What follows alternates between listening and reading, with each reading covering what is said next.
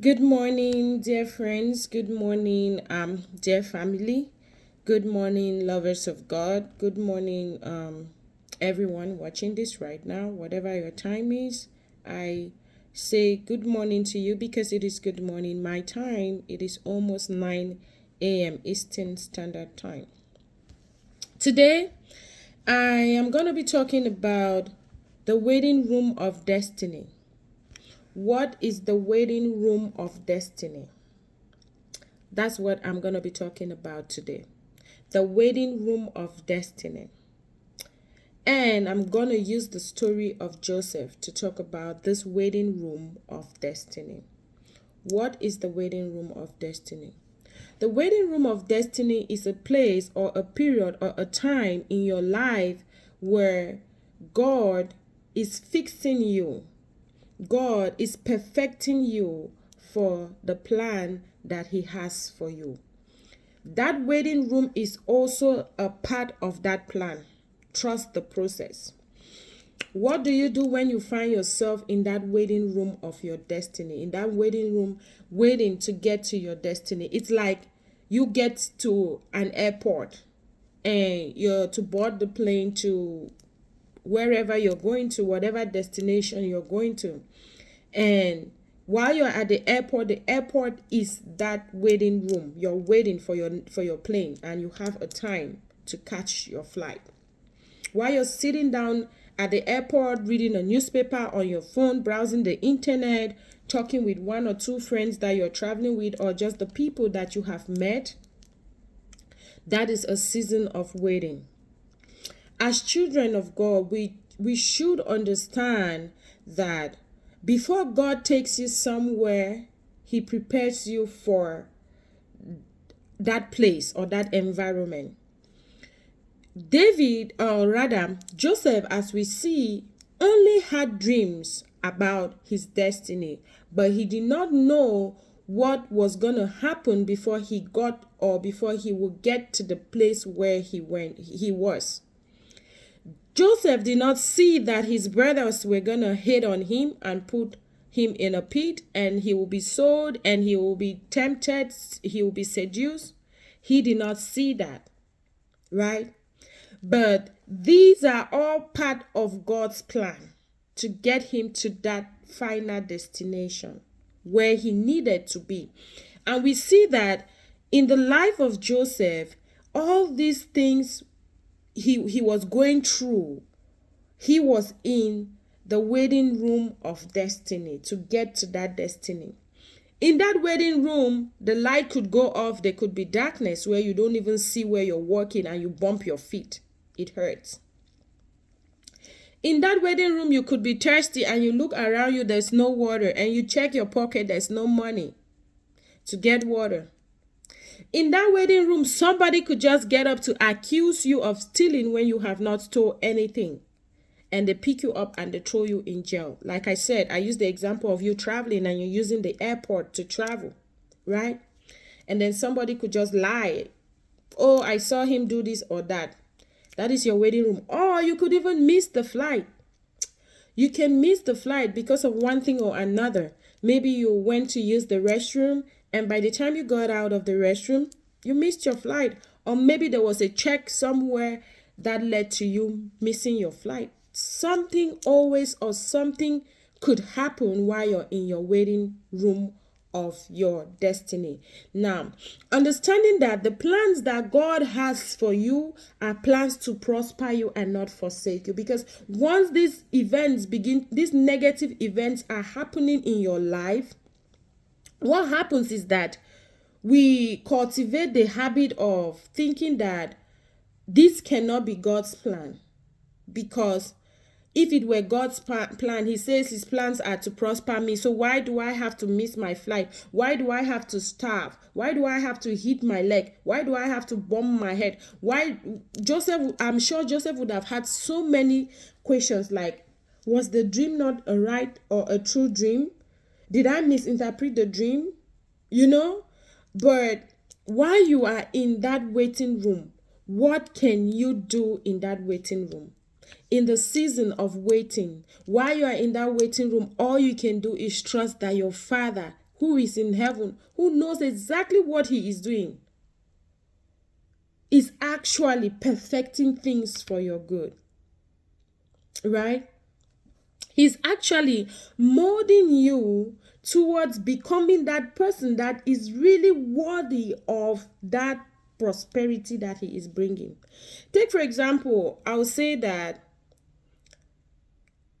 you are somebody who does not know how to manage money, and God is about to make you a millionaire, for example, for his glory, of course. And you don't know how to manage money, you don't know how to spend, you just spend anyhow and stuff like that.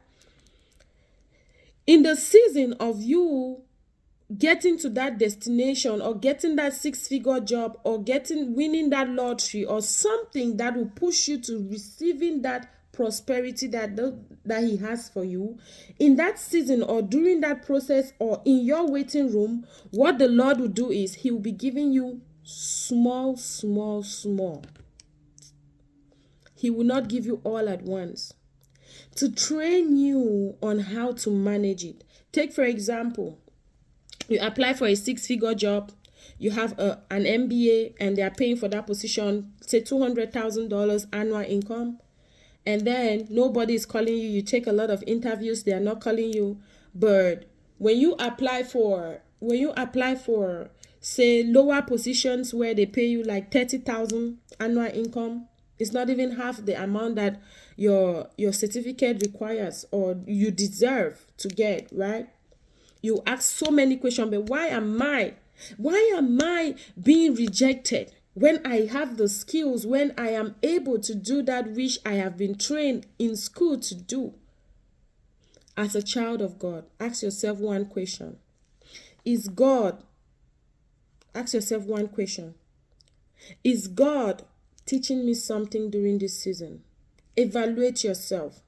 Take a look inside your life. Dive inside your life by yourself and search yourself and say, now that I'm in my season or in my waiting room of my destiny to get to my destiny, what is that thing that God wants me to perfect before getting there?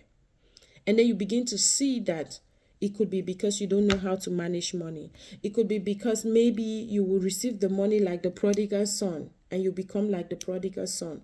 There could be something that he wants to pass through that waiting season to teach you. Maybe you are not a person who is patient or who perseveres. That season could bring perseverance and patience to you. What do you do when you are in your waiting room of your destiny? What do you do? Do you praise? Do you pray more, or do you curse God?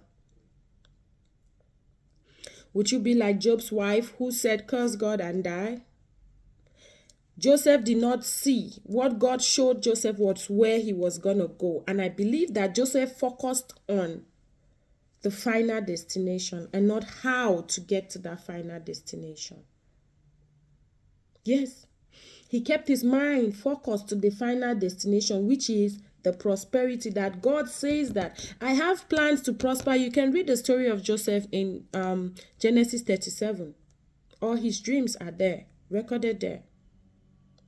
God says, I have plans to prosper you. I do not have plans to forsake you. So why should you fear or doubt? When you are in that season of trials, when you're in that season of pain, when you're in that season of doubting if God is really actually God, or if these plans that he has for you are plans to prosper you, right? All I'll tell you is wait on the Lord. Wait on the Lord. He will renew your strength, because the joy of the Lord is your strength. Meaning that if you are going through the things that you're going through and God is happy about it, let it give you strength. Because he knows that you are going through what you are going through. I always tell myself, I say, Father, if I am going through such pain, it hurts. Sometimes I cry in his presence. If I'm going through such pain and it is giving you joy, then I find strength in that joy. If you are okay that I should be going through this pain, it means you It means that you are telling me that I am able to withstand this pain. Because I believe that if I am not able to withstand this pain, you will take the pain away. That's the faith that I have, and that's the faith I want you to have while you are in your waiting room of your destiny. Don't give up. Stop comparing. Your life today is not the same as it was yesterday, and it's not going to be the same tomorrow. This body I have now is not the same body I had 10 years ago, 5 years ago, 3 years ago, 1 year ago. Right? Don't compare. Our generation, we are very, very, very, very impatient. Very impatient generation. A very impatient and confused generation we are.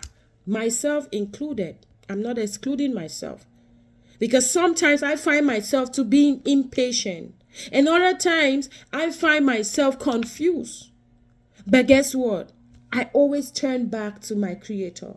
Because he says, when you humble yourself, my people who are called by my name, if they humble themselves and turn back to me from heaven, and they call on me from heaven, I will hear their cry and I will answer their prayers.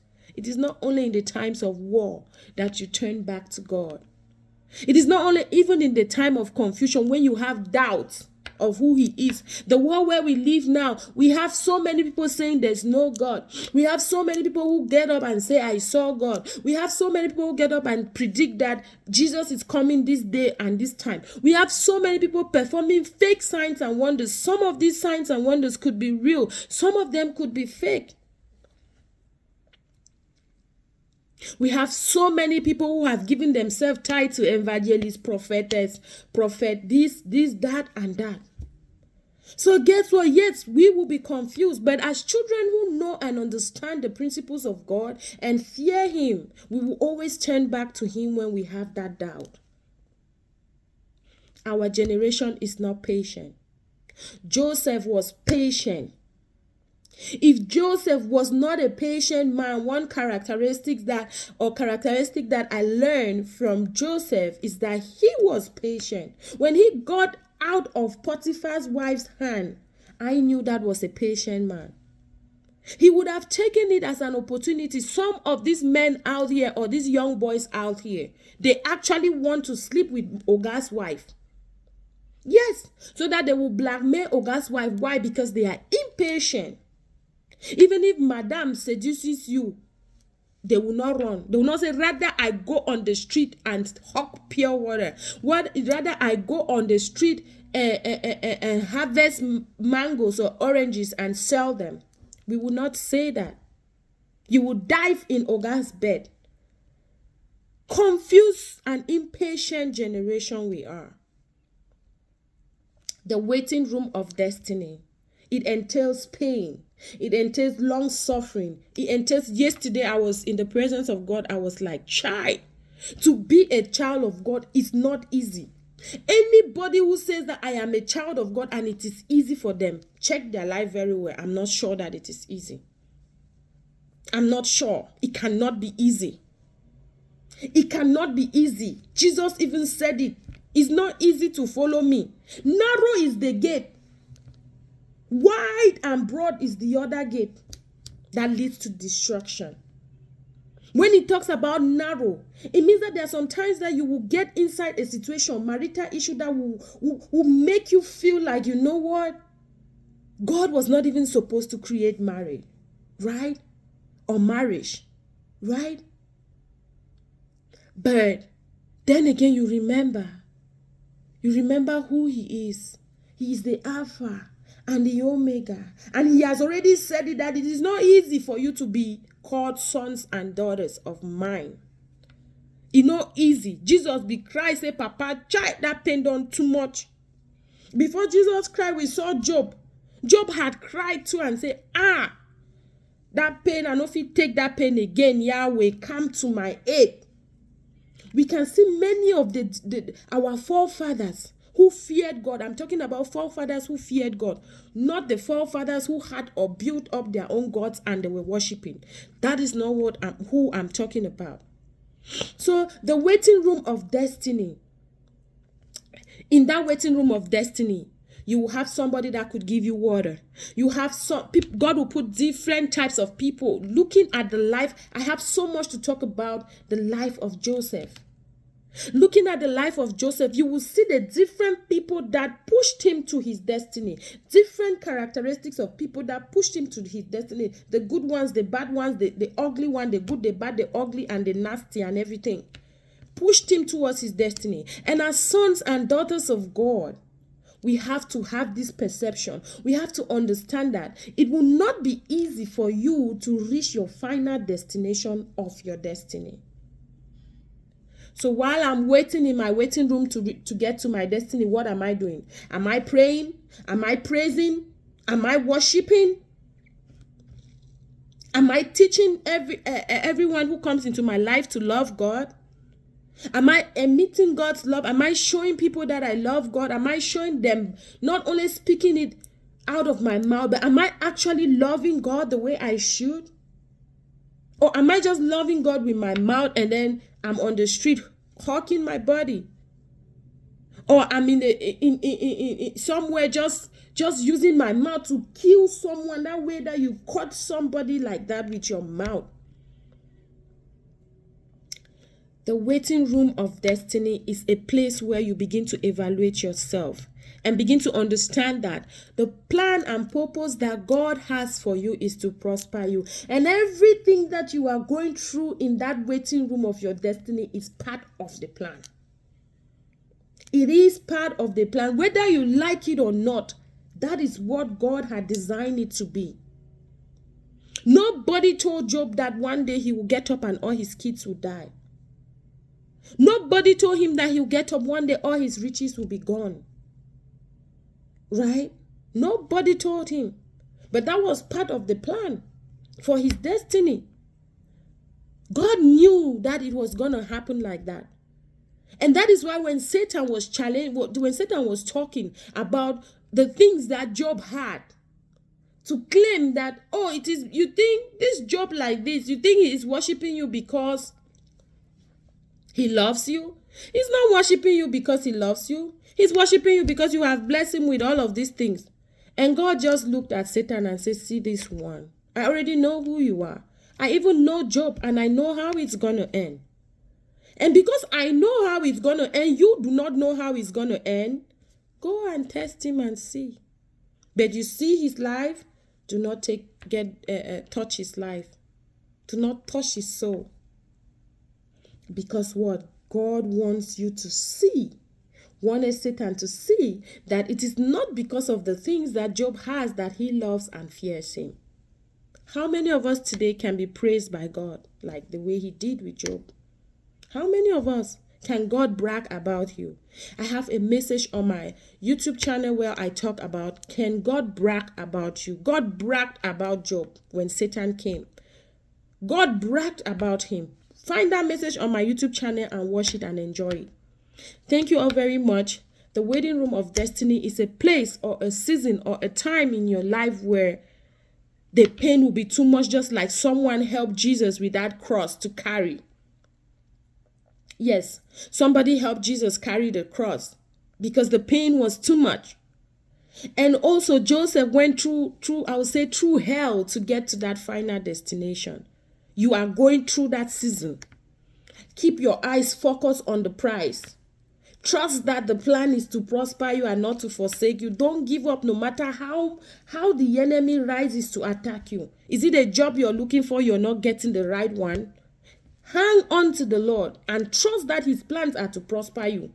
Before you know, you do an interview, two interviews, and they say you got the job. You don't even need to get to the 6th round.